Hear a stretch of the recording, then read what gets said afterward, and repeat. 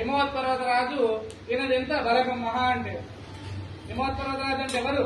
హిమాలయాలకు రాజు. ఇక పరమేశ్వరుడు యొక్క బలగం చూసి ఓహో నేనేమో ఈయన ఆదిదేవుడు మొదటివాడని చాలా అనుకుని ఈయన బలగం చూసి ఇంతే ఉంది కదా. అప్పుడు నారద మహాముని ఏం చేశాడంటే ఆకాశవాణిగా దీన్ని విన్నాడు.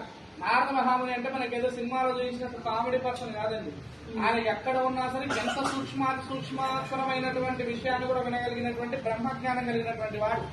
ఇక అది విని పరమేశ్వరుడి దగ్గరికి వెళ్ళి చెప్తాడు, తండ్రి మహాదేవ మిమ్మల్ని చూసి ఏదో మీరు చిదాకార రూపుడట, వేసుకోవడానికి ఆభరణాలు లేనటువంటి వాడు కూడా మీకోసం అని చెప్పేసి ఇంత ఆర్భాటమా నేను హిమవత్ పర్వతరాజు అయ్యుండి అనేటటువంటి అహంకారం తనలో నిండింది అంటే సరేనని చెప్పి ఆలోచించి అప్పుడు ఏం చేస్తాడంటే హిమవత్ పర్వతరాజు దగ్గరికి వచ్చిన తర్వాత హిమవత్ పర్వతరాజు అతిథి సత్కారం అంటే వచ్చినటువంటి అతిథి కాలు కడగడం మర్యాద కాలు కడిగిన తర్వాత పరమేశ్వరుడు అంటాడట, అయ్యా మహారాజా ఇగో ఈ అబ్బాయి నాతో పాటు కైలాసం నుండి వచ్చాడు, బాగా ప్రయాణం చేశాడు, అలసిపోయాడు, బాగా ఆకలిగా ఉంది అని చెప్పాడు.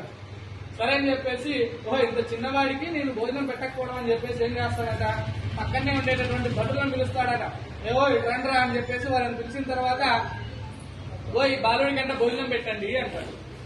ఇక ఆ బాలుడికి వెళ్ళి భోజనం పెడుతూ ఉంటే ఆ బాలుడు ఒక ముద్ద తిన్నాడు, రెండో ముద్ద తిన్నాడు, కంచంలోని భోజనం ఖాళీ చేశాడు. ఇక మళ్ళీ ఆహారం వస్తుంది, మళ్ళీ ఆహారం అలా ఆహారము అనుకుంటూ అక్కడ వండినటువంటి ఆహార పదార్థాలన్నీ కూడా ఖాళీ అయిపోయాయి. ఇక ఆహార పదార్థాలు ఇక పక్కనే ఉండేటటువంటి ధాన్యాగారం నుంచి ధాన్యం తీసుకొస్తున్నారు, వండుతున్నారు, అది తింటున్నాడు. ఆహారం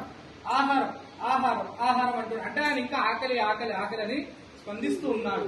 అప్పుడు అహంకార మదోన్మత్తుడైనటువంటి హిమవత్ పర్వతరాజు ఓహో నేను మహారాజుని ఒక్కడి కడుపు నింపలేకపోయాను, హిమాలయాన్నింటికీ కూడా ఈ యొక్క భారతదేశానికి భూమండలానికి అన్నిటికీ కూడా మూల ప్రకృతి అయినటువంటి యొక్క హిమాలయాలకు రాజైనటువంటి వాడిని నేను ఈ యొక్క పరమేశ్వరుడితో వచ్చినటువంటి ఒక బాలుడికి అన్నం కడుపు నింపలేకపోయాని చెప్పేసి బాధపడి అప్పుడు తన యొక్క అహంకారానికి జ్ఞానోదయమై పరమేశ్వరుడు యొక్క పాదాలపై పడిపోతాడు.